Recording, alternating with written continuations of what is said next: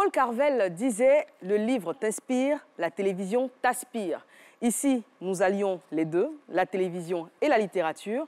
Vous suivez au fil des pages le lieu par excellence de rencontre des auteurs et du public sur RTI 1. Notre invitée aujourd'hui est une toute jeune femme de 22 ans, Série Ozoa, qui signe sa première œuvre.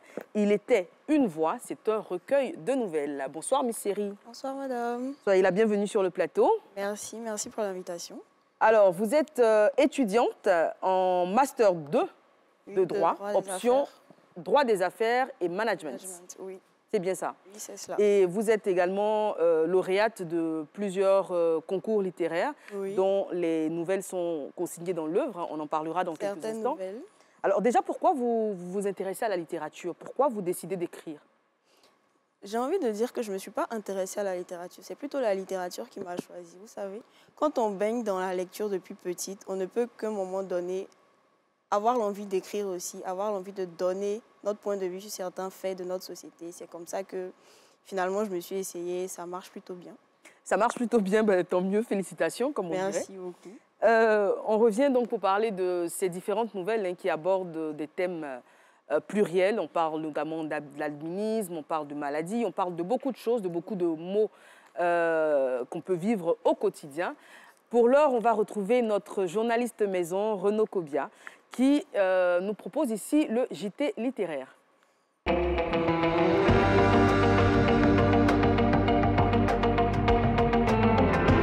La 4e édition du meeting international du livre et des arts associés MILA s'est tenue du 27 au 29 octobre 2021 à Abidjan. Organisé par Kwaku Communication, cet événement a pour objectif de promouvoir le livre et l'art et également créer un cadre de rencontre entre les écrivains ivoiriens et ceux du reste du monde. La cérémonie d'ouverture de cet événement littéraire s'est tenue à l'espace Mappé de Cocody, en présence de nombreux écrivains et amoureux du livre. Au terme de la cérémonie d'ouverture, Tiemele Solange, représentante de Mme Ami Tounkara, députée de Trècheville, 3e vice-présidente de l'Assemblée nationale et par ailleurs marraine de ce 4e MILA, a fait le tour de tous les stands des participants. Pour le promoteur de cet événement, si les autorités ivoiriennes accompagnent le MILA, il peut faire d'Abidjan la plaque tournante du livre sur le continent.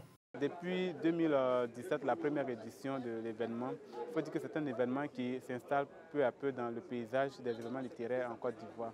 En ce sens que la 3e édition, nous étions à près de 3000 visiteurs sur les 3 jours aujourd'hui. Avec la première journée déjà, nous voyons que nous pouvons déjà dépasser la barre des 5000 visiteurs. Donc c'est un événement qui avance et c'est vraiment le lieu d'inviter les autorités à nous soutenir parce qu'un tel événement, une telle vision, il faut forcément l'accompagnement des pouvoirs publics. Et donc je voudrais vraiment solliciter l'appui du ministère de la Culture et des Arts et de l'industrie du spectacle à nous aider afin de véritablement faire d'Abidjan une plateforme dédiée à la littérature et aux autres arts. Merci. De nombreux écrivains tant de la Côte d'Ivoire que d'ailleurs ont pris part à cette activité. Le meeting international du livre et des arts associés, c'est fondamental. Parce que, en fait, c'est dans ce genre d'activité que les pouvoirs publics devraient s'investir de façon franche. De façon franche. Parce que le jeune, avec les petits moyens qu'il a, il fait venir des délégations d'au moins 4 pays africains. Gabon, Cameroun, Tchad, Guinée-Conakry. C'est un exemple. Je suis venue au MILA pour déjà faire connaître mes ouvrages et puis m'imprégner des réalités livresques locales. Dont, au demeurant, je suis là aussi pour parler aux jeunes de mon parcours littéraire. Pourquoi j'ai écrit? Parce que j'ai un parcours de vie assez anecdotique. On veut encourager les jeunes et les enfants à la lecture parce que nous nous disons qu'un enfant qui lit forcément sera un adulte demain qui est grand dans l'esprit. Donc on installe des micro-bibliothèques, les enfants peuvent venir emprunter des livres, ils le lisent et après quand ils le ramènent, on prend soin de vérifier si effectivement l'enfant a lu, est-ce qu'il a compris quelque chose. Il faut encourager tout ce qui fait la promotion du livre. Oui, je suis un écrivain, bon, pas à succès, mais j'ai quand même 3 œuvres et c'est important par rapport à Foire Saint-Sauveur qui en a 12, à Isaïe Biton Koulibaly, dont on ne peut pas compter le nombre d'œuvres. J'en ai 3 et je compte en faire à nouveau. Et ceux qui font la promotion des livres et de la littérature et de tout ce qui est art et de la culture méritent nos encouragements. Et c'est pour cela que c'est très important pour moi d'être là et que je vais continuer de les aider.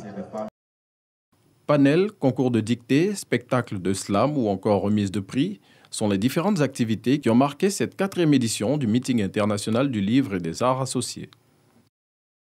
Merci à Renaud Kobia et on vous rappelle que cet espace est le vôtre. N'hésitez pas à nous solliciter pour la couverture de tous vos événements littéraires, que ce soit des cafés, que ce soit des sorties d'œuvres, des conférences de presse. En tout cas, on fera un compte rendu détaillé de toutes vos manifestations et cérémonies sur ce plateau par le biais de Renaud. On revient sur le plateau avec Miss Série Ozoa. Donc ici, il était une voix. On l'a dit, c'est un recueil de nouvelles. On va commencer donc par la première, tout simplement, qui s'intitule « Pourquoi ?» Oui, pourquoi?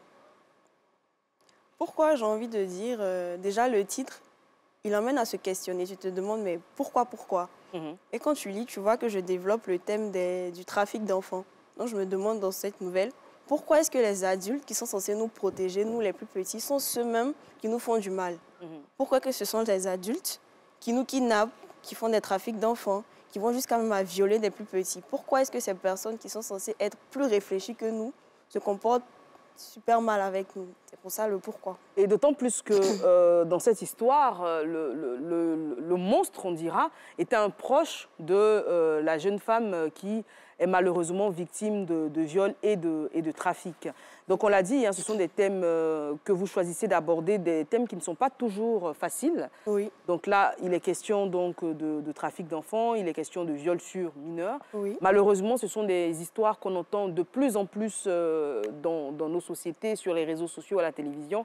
Et il est temps d'interpeller justement à la fois les auteurs et les autorités pour des sanctions sévères. Exactement, c'est vraiment un cri de cœur pour dire, mais ce genre de choses qui sont en train de se passer maintenant, si on les banalise, si on n'y prête pas attention, elles nous rattraperont certainement devant. Donc c'est maintenant qu'on doit agir. Deuxième nouvelle dont on va parler, c'est la deuxième chronologiquement dans l'œuvre également, c'est 21 nuances d'amour. Oui, 21 nuances d'amour, déjà pour le jeu de mots, puisque cette nouvelle parle de la trisomie 21. La trisomie 21, c'est une pathologie où il y a une anomalie sur le chromosome 21. D'où le thème 21 nuances d'amour. J'estime qu'on est un peu ignorant des réalités que vivent ces enfants. Ça fait qu'on a peur de les approcher, on est même intolérant envers eux. C'est pour ça que j'ai mis 21 nuances d'amour, pour montrer aux parents que c'est vrai, c'est compliqué d'avoir un enfant avec cette spécificité, mais on ne doit pas les rejeter, ni les cacher, ni en avoir honte pour autant, parce qu'ils sont ce qu'ils sont. Exactement, et pour parler de cacher, il y a beaucoup de familles dans lesquelles les enfants trisomiques sont cachés. Quand il y a des invités qui arrivent à la maison, on les fait rentrer dans la chambre pour ne pas qu'on les voit. Ce sont des enfants qui ont besoin d'amour, peut-être même beaucoup plus que les enfants dits normaux. Donc voilà. Et surtout qu'ils ont beaucoup de potentiel qu'on ne connaît pas parce qu'on ne les développe pas. Il y a assez de centres spéciaux pour eux qui peuvent l'aider à donner le meilleur d'eux-mêmes. C'est vrai que la prise en charge n'est pas toujours évidente hein, pour ces enfants-là. C'est malheureusement le cas. Les parents également, ça peut être, en tout cas dans l'histoire qui est contée dans cette nouvelle, ça a été un choc pour les parents. Oui, c'est toujours un choc. Il y a la période de choc, après il y a le déni, tu refuses de croire, tu te dis non, ça ne m'arrive pas à moi. Après il y a la phase d'acceptation et c'est dans cette phase-là généralement que les parents ont besoin de l'affection de tous leurs proches. Parce que généralement, c'est les proches même qui les jugent le plus. Ils ont plus honte d'affronter ceux qui sont dans leur quotidien. Du coup, c'est en ce moment-là qu'il faut vraiment leur montrer que nous sommes avec eux. Donc, bien souvent, c'est l'ignorance hein, qui pousse au rejet de l'autre. Exactement. Et c'est encore le thème abordé dans Noir à la peau blanche ou le fantôme africain. Oui. Donc, où cette fois-ci, il est question d'une autre particularité, je ne dirais pas maladie, parce qu'en soi, ce n'en est pas vraiment une. D'une autre particularité, c'est l'albinisme. Alors, l'albinisme, c'est une autre particularité, comme vous le dites, mais différente de la trisomie en ce sens que les albinos, on les reconnaît par leur peau. Par leur peau, et puis ils portent généralement des lunettes parce qu'ils ont des problèmes de vue. Eux aussi, ils sont stigmatisés dans la société. quand on les voit, il y en a qui ont peur de les approcher, il y en a qui les pointent du doigt, il y en a même qui se moquent d'eux dans la rue alors qu'ils n'ont rien demandé. Ils sont juste comme ça. Dans l'histoire dont il est question, c'est une femme donc mariée dans un village qui met au monde des jumeaux, donc une fille et un garçon. La fille, elle a la peau de ses parents, à savoir la peau noire, et puis le bébé garçon, on dira, est albinos. Déjà, par ignorance, son père estime que sa femme a été infidèle et que l'enfant n'est pas de lui, déjà. Et ensuite, il estime que, et toute la communauté avec, estime que la venue d'un enfant albinos dans le village était présage de malheur. Donc, il fallait s'en débarrasser. Oui. Je ne comprends pas d'ailleurs pourquoi est-ce que généralement on se dit quand on a un enfant avec ce genre de spécificité, automatiquement, il porte malheur. Dans le cas de l'histoire que j'ai racontée, il fallait s'en débarrasser. C'était soit tu donnais ton enfant pour qu'on le tue, soit tu t'en allais avec lui du moment qu'il ne restait pas dans le village. Alors que les causes même de cet albinisme viennent de leur lignée. Parce que j'ai expliqué au début de l'histoire qu'ils étaient il y a la consanguinité. Voilà, ils étaient consanguins. Du coup, quand il y a déjà un gène de l'albinisme dans la famille, il y a encore plus de chances d'avoir un enfant qu'il soit récessif et que l'enfant développe. Ça part de l'ignorance. Tout simplement. Mais c'est vraiment beaucoup d'ignorance, hein, comme on l'a dit. Il y a je pense un peu moins en Côte d'Ivoire, mais il y a vraiment des régions en Afrique où les albinos vivent vraiment le martyre, où non seulement ils sont rejetés, mais il y a tellement de croyances surnaturelles autour d'eux et du fait qu'ils pourraient, à contrario, non pas porter malheur, mais porter la richesse, qu'ils sont traqués, ils sont assassinés, utilisés pour des sacrifices rituels. Et c'est des choses qui sont dénoncées régulièrement, mais ça fait toujours du bien d'en parler et de dénoncer ces différentes tares. On revient dans quelques instants pour parler d'une autre œuvre, d'ailleurs, qui vous a valu un prix. Alors, dans quelques instants, on le décortique. Donc, premier prix du concours de nouvelles à thème 2013 des éditions Nei Seda. Ce sera dans quelques instants, juste après cette rubrique « Dis-moi ce que tu lis ». On découvre aujourd'hui une nouvelle personnalité publique.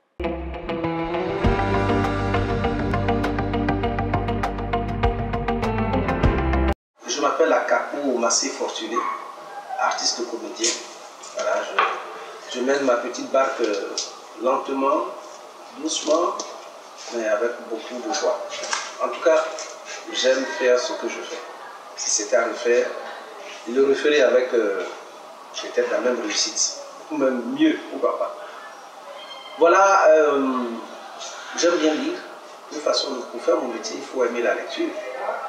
Les scénarios qu'on te donne, il faut bien que tu les lises. Un scénario, ça se lit entièrement.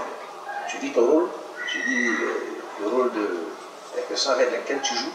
Tu lis tout pour que tu aies une idée précise de ce que tu vas faire. Donc, ça c'est de deux. Moi-même, j'ai toujours aimé la lecture. J'ai découvert donc un dernier livre, le dernier que j'ai lu, bien sûr, Madeleine Chabzal.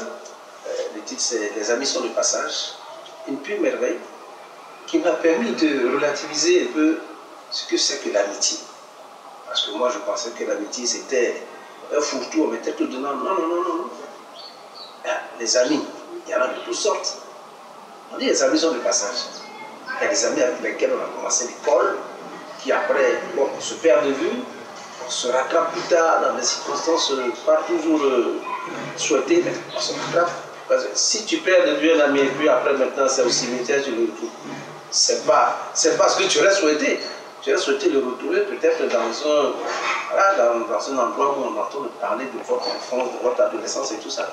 Il y a des amis. Il y a des amis, on appelle des amitiés intéressées. Là, par contre, on va dans une autre valeur de choses. Mais la lecture de Madeleine Chabzal, cette écriture des amis sur le passage, m'a permis de retenir une phrase. Elle disait: les amis sont de passage, mais l'amitié, la vraie, est éternelle. C'est ça. Un ami, c'est pas n'importe qui. Un ami, c'est pas un habit qu'on porte. On dit souvent, l'amitié nous vient de Dieu. Mais en même temps, dans la même foulée, on dit, mon Dieu, garde-moi de mes amis. Mes ennemis, je m'en charge. Et on dit aussi que l'ami, c'est toi qui le choisis. À la différence du frère qui t'est imposé à la naissance, parce que vous êtes de la même famille, du même ADN et tout ce qui. L'ami, c'est toi qui vas le choisir délibérément. À la limite, tu fais un casting, pour rester dans mon corps de métier, je peux dire ça, tu fais un casting et tu choisis ton ami, mais tu le choisis et tu vis avec. Tu supportes ton ami. Tu dois supporter ton amitié. Ça s'impose à toi. C'est clair. On ne t'a pas envoyé. Mais alors, non, tu n'as pas à te plaindre. Non. Par contre, il faut t'arranger pour faire attention à ton amitié, à tes amis. Parce qu'il y a le côté pervers de la chose. Si l'ami n'est pas, excuse-moi, pas quelqu'un de correct et tout ça, mais ça va impacter dangereusement ta vie. Mais moi, la lecture m'a fait du bien. Et je conseille à nos jeunes frères, à nos jeunes sœurs, de lire. La lecture va leur ouvrir l'esprit. Moi qui pensais que l'amitié c'était une prise en charge, j'ai dû me rendre compte que c'est faux. L'amitié n'est pas une prise en charge. Et les citations, il y en a plusieurs. Hein. Et on dit que l'amitié n'est pas une prise en charge. On te dit aussi, oh mon Dieu, cherche-toi de mes amis. Mes ennemis, je m'en occupe. Voilà, il y a tout un foisonnement d'émotions, d'élocutions, d'expressions autour de l'amitié qui m'ont fait découvrir à travers ce livre que je me trompais de tout au tout quand je parlais d'amitié. Mais maintenant, je révise mes ambitions selon justement l'angle de l'amitié parce qu'il y a ami et il y a ami. Merci. Retour sur le plateau avec Miss Série Ozwa et son œuvre « Il était une voix ». Je le disais avant la pause, je le disais tout simplement, le couteau, c'est cette œuvre, cette nouvelle en tout cas, premier prix du concours de nouvelles à thème 2013 des éditions Neïseda. Comment vous y participez? Par une annonce dans mon ancien lycée, j'ai vu l'affiche. Et pour la petite anecdote, le prix qui nous avait été dit était un voyage sur la Lune. Un voyage sur la Lune? Sur la Lune. Je ne sais pas pourquoi mes copines et moi on y a cru, mais quand même, ça nous motivait à participer. D'un côté, on savait que ça n'allait pas être totalement faisable, mais quand même, on y a participé.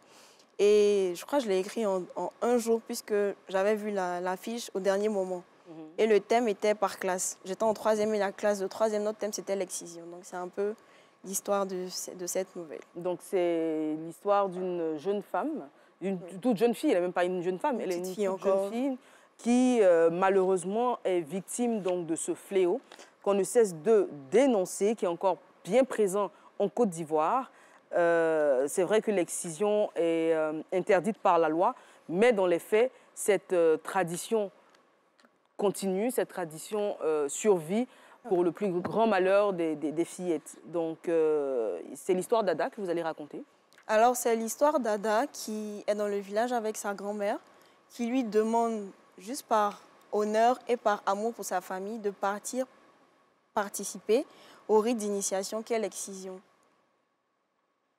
Alors, le plus tragique dans cette histoire, c'est que c'est une tradition qui fait énormément de mal à la femme, mais c'est également la femme, en général, les femmes qui pérennisent cette tradition parce qu'elles sont mentalement conditionnées pour l'accepter. Elles n'y voient que des bienfaits et sous prétexte que la femme qui ne serait pas excisée serait sexuellement dévoyée. Il est question d'honneur, il est question de respect. Et ce sont les femmes, parce que les exciseuses déjà sont des femmes.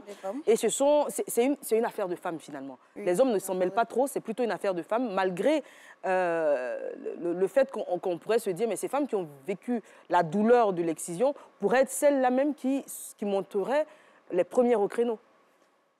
Généralement, c'est ce qu'on se dirait d'un premier abord, c'est-à-dire celles qui ont été victimes doivent être celles qui vont mener la lutte pour que ça s'arrête. Mais puisque c'est dans cet environnement qu'elles ont vécu, elles ne connaissent que ça. Comme vous l'avez dit, pour elles, c'est normal. Il y a plus de bienfaits que de méfaits dedans. Donc pourquoi s'opposer? Elles ne font que continuer ce dont elles ont appris, ce qu'elles connaissent. En tout cas, cette nouvelle bien mérité le premier prix parce qu'elle est, d'autant plus qu'on se dit qu'elle a été écrite par une élève de 3e. En tout cas, les scènes sont bien décrites, l'œuvre est cohérente.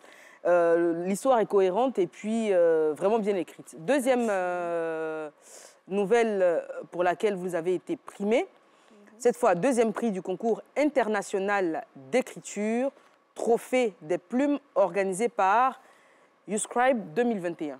Exactement, c'était l'année passée donc. Et ils avaient donné un extrait d'une œuvre dont il fallait imaginer la suite. D'accord. Et c'est ce que j'ai fait. Le titre de la nouvelle, c'est Une vie brisée. Donc bon, ça, c'est moi qui ai donné le titre. Vous allez nous raconter l'histoire préalable à laquelle vous avez fait suite. Il n'y a pas d'histoire préalable, c'était juste 5 lignes d'une conversation, la partie dans l'avion. D'accord. La conversation dans l'avion, c'était juste ça. OK. Il fallait continuer. 5 ou 3 lignes, je me rappelle bien. Il fallait imaginer une histoire tout entière à partir de ça.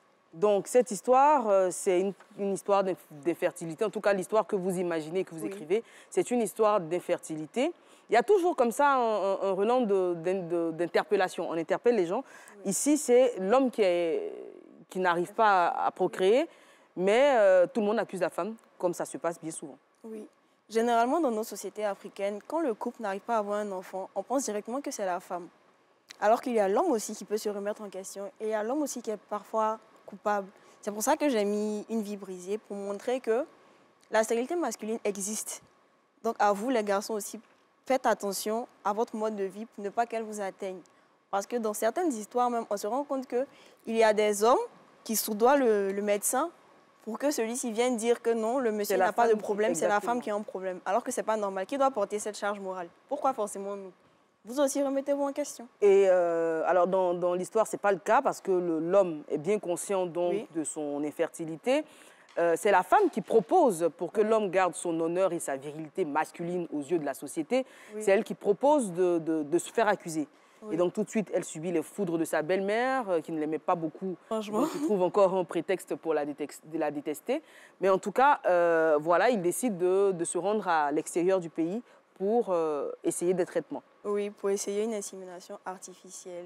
Parce que quand on entend stérilité, on se dit on n'a pas d'autre moyen d'avoir un enfant. Alors qu'il y a l'adoption, il y a l'insémination artificielle. Donc c'est dans cette optique qu'ils étaient partis pour la deuxième option, l'insémination artificielle. Et l'histoire finit dramatiquement, on ne vous dira pas comment. Pour le savoir, il faut acheter le livre. Acheter Il était une voix, signé Miss Série Ozoa. Alors, on va parler de Clé en main. D'accord. Clé en main, pour moi, c'est comme un cri de cœur. C'est un appel que je fais pour revoir mon Afrique d'avant, pour revoir une Afrique brillante, une Afrique valorisante, une Afrique qui est au devant et non à l'arrière du monde. C'est pour ça que j'ai écrit. C'est l'histoire de Léon. Et qui est... Et ses cousins, qui est chez son grand-père et tout.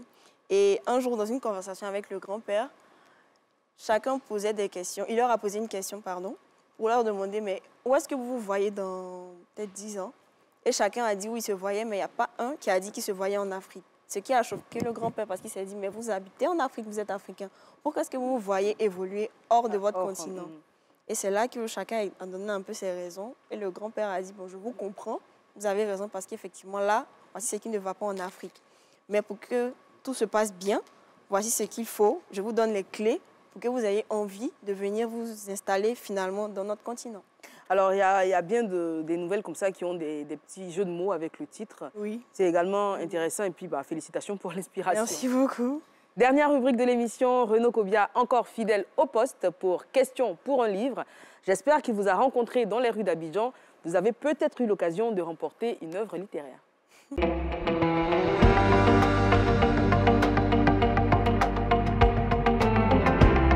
Coucou Eva, nous sommes dans la commune de Yopougon, très précisément au carrefour sapeurs-pompiers. Vous la voyez derrière nous, la tour du groupement des sapeurs-pompiers de la commune de Yopougon. Et c'est ici que nous allons essayer de faire gagner ces 2 livres aux personnes que nous allons rencontrer. La première œuvre s'intitule Symphonie. C'est un recueil de poèmes qui a été écrit par Migoné B. Sinclair. Et la deuxième œuvre, c'est Un oiseau dans l'orage. Œuvre qui a été écrite par Michel JJ. Et la question à laquelle nous allons soumettre nos participants, c'est celle-là. Qui a écrit L'amour en transe? Est-ce Alain Eoussou, Soulé Abeni Fatia ou Louis-Ferdinand Céline? Eh bien, la bonne réponse, sachez que c'est Alain Eoussou. Eh bien, on va maintenant vers les personnes que nous allons rencontrer pour savoir si elles vont nous donner la bonne réponse. Suivez-nous. Je crois que c'est Louis-Ferdinand. Son nom même, même là, ça fait un peu amour, façon faire, Zina. Ça me rappelle, ouais. Soulé Fatia. Soulé Fatia. Soulé Fatia. Et toi? Soulé Fatia. Soulé Fatia. C'est le nom que j'ai pu vraiment retenir. Lui Ferdinand. En tout cas, moi, il y a plus que c'est lui. Alain Oussou. Alain Oussou. C'est Alain et Oussou. C'est trouvé. Merci Renaud, merci à vous, très chers participants tout simplement au jeu. Nous sommes avec Série Ozoa qui signe « Il était une voix » avec qui nous allons finir l'émission dans quelques instants. Alors nous avons encore « Quelle horreur », nous avons « Comme des bêtes », nous avons également « Relation est mieux que diplôme ». Alors choisissez pour finir la dernière nouvelle et la leçon que vous voulez tout simplement que les téléspectateurs retiennent. Je pense qu'on va parler de « Quelle horreur » parce que notre continent africain, j'ai envie de dire, est un peu trop dans des guerres inutiles. C'est-à-dire un matin, comme ça, pour des raisons de politique, on bouleverse toute une nation, tout un peuple, juste parce que des opposants ne s'entendent pas. Donc c'est pour ça que j'ai écrit « Quelle horreur », pour dire que vos problèmes sont à vous. Nous, le peuple, on n'a rien à voir dans ça. Donc ne nous mêlez pas, ne bouleversez pas nos vies. Quand il y a des guerres, on se rend compte qu'il y a des déplacés, il y a des personnes qui sont tuées, il y a des personnes qui sont traumatisées, il y a des personnes qui sont violées. D'où le titre « Quelle horreur », justement. Pour dire, à un moment donné, on en a marre. Avançons, concentrons-nous sur le développement. Cessons les guerres inutiles. C'est vraiment le message de cette... Espérons que le cri de cœur sera entendu. Voilà, nous sommes allègrement au terme de notre émission. J'espère que vous avez apprécié cet échange avec Miss Série Ozoa qui signe « Il était une voix » que je vous invite d'ailleurs à vous procurer. Surtout les jeunes, je pense que cette œuvre-là s'adresse déjà écrite par une toute jeune dame. Donc vous allez forcément, les jeunes qui nous suivent, vous reconnaître dans les différents thèmes abordés, mais pas que les jeunes. En tout cas, il était une voix disponible chez vos libraires. N'hésitez pas à vous procurer cette œuvre. Merci à vous. Merci pour l'accueil. Merci beaucoup. Merci également à vous, très chers téléspectateurs. Merci à toutes les équipes qui ont travaillé à la réalisation de cette émission, avec à la tête Jacques Brou et Larios Cobon. On se retrouve dans 2 semaines, même heure, même antenne. D'ici là, lisez.